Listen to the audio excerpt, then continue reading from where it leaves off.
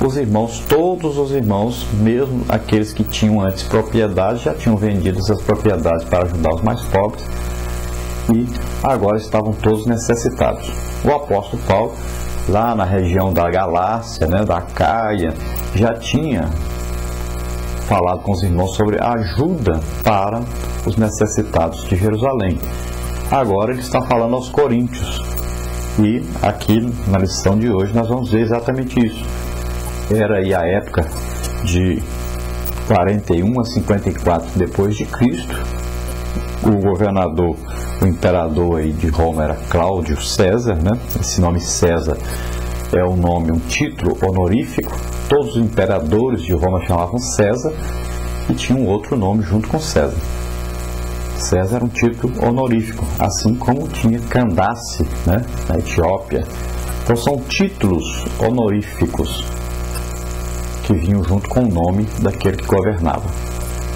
E nessa época então, era o Cláudio e era a época do ministério do apóstolo Paulo. O apóstolo Paulo estava ali na província da Ásia Menor, visitando ali onde hoje é a Europa, ali onde hoje está a Turquia, toda aquela região ali, o apóstolo Paulo andava pregando o Evangelho e ganhando almas para Cristo. E nessa época agora, ele escreve então para os coríntios que estavam na Grécia, E agora nós vamos ver que eles estavam muito necessitados e o apóstolo Paulo fala aos coríntios que eles precisavam praticar então boas obras. Todo crente deve praticar boas obras. O crente não pratica boa obra para ser salvo, nem para ser visto, nem para ganhar uma posição social ou para aparecer na mídia, Nada disso. O crente pratica boas obras porque é natural, para não dizer espiritual, ajudar as pessoas. Vem de Deus esse amor. E esse amor é demonstrado não apenas com palavras, mas deve ser demonstrado com obras. Deve ter um resultado prático, a fé. E essa fé não só serve para demonstrar o amor de Deus, mas também essa obra, ela vai fazer com que as pessoas vejam, sintam o amor de Deus, glorifiquem a Deus, se convertam realmente ao Senhor, que salva todos nós, que cura, que transforma, que nos ajuda também financeiramente. O Evangelho, a palavra é sozo, e essa palavra significa também ajuda material, não só a espiritual. Significa salvar, curar, batizar com o Espírito Santo, mas também significa ajudar financeiramente. É uma ajuda material também, porque a cura está no reino, a metade das curas está no reino físico. Outras são curas de coisas psicossomáticas, são doenças que nós não vemos, não sabemos, assim que está no corpo, mas existe na nossa alma. Então são curas diversas, mas muitas curas são da parte física. Então, quando há salvação da pessoa, essa salvação implicará tanto na parte material como na parte espiritual da pessoa. Na parte que você vê, como na parte que você não vê. Então essa é a legítima pregação do Evangelho. Implica em todas essas coisas. Paulo ele não tinha nenhum constrangimento em falar em ajuda. Talvez muitas pessoas ficam aí escandalizadas. Quem ajuda, a igreja pede ajuda, a igreja pede para os irmãos serem dizimistas, para os irmãos darem ofertas. Isso é normal. Os irmãos têm que se desprender dessa parte material e saber também que quanto mais ele emprega nessa área, mais ele vai receber. Tem muita gente vivendo miseravelmente, vivendo aí que o salário é como se fosse colocado num saquinho furado, coloca em cima e vaza embaixo, porque não ajuda a igreja, não é dizimista fiel, não contribui fielmente, não ajuda missões, não ajuda os pobres, e o salário parece que é colocado num saco furado, coloca em cima e vaza embaixo. No final do mês está devendo, ao invés de ter um saldo. Então, você deve saber que quanto você é fiel, também Deus nunca deixou de ser fiel. E Ele sempre vai recompensar aqueles que plantam. Quanto mais você planta, mais você colhe. Se você plantar 1 quilo de feijão, você vai colher aí, vamos dizer que você vai colher meio saco, 1 saco, 2 sacos de feijão.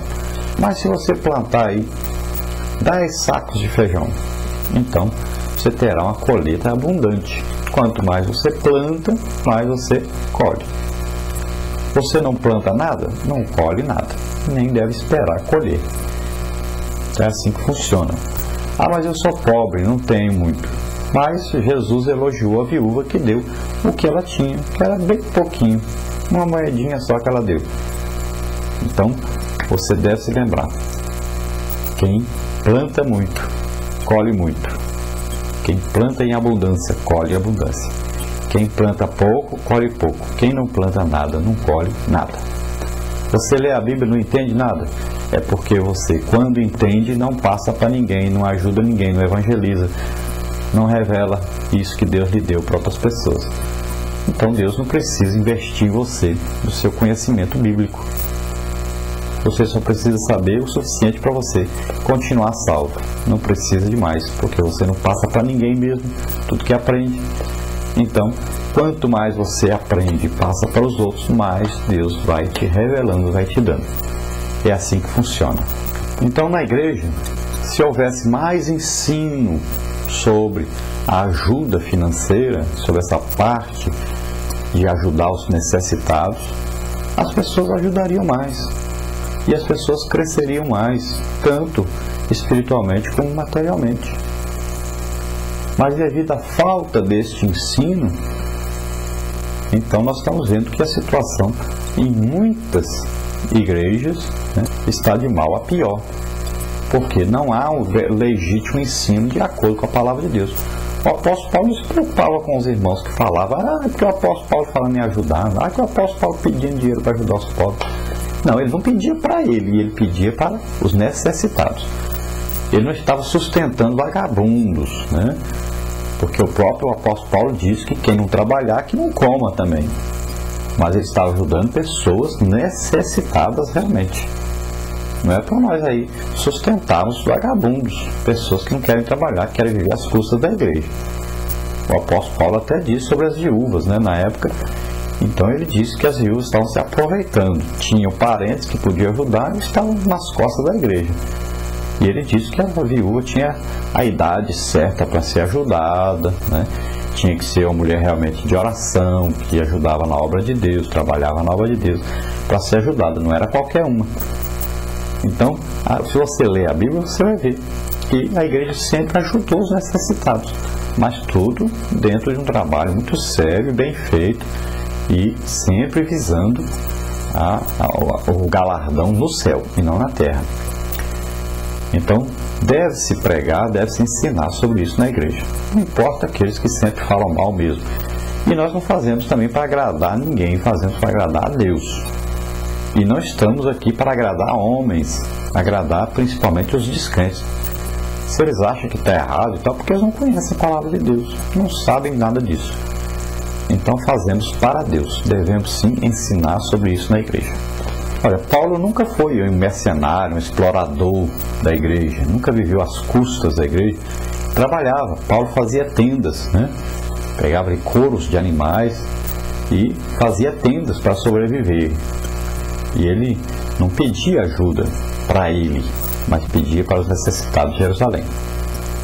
Não era como hoje aí, pessoas que exploram as igrejas, cobram fortunas para pregar ou para cantar.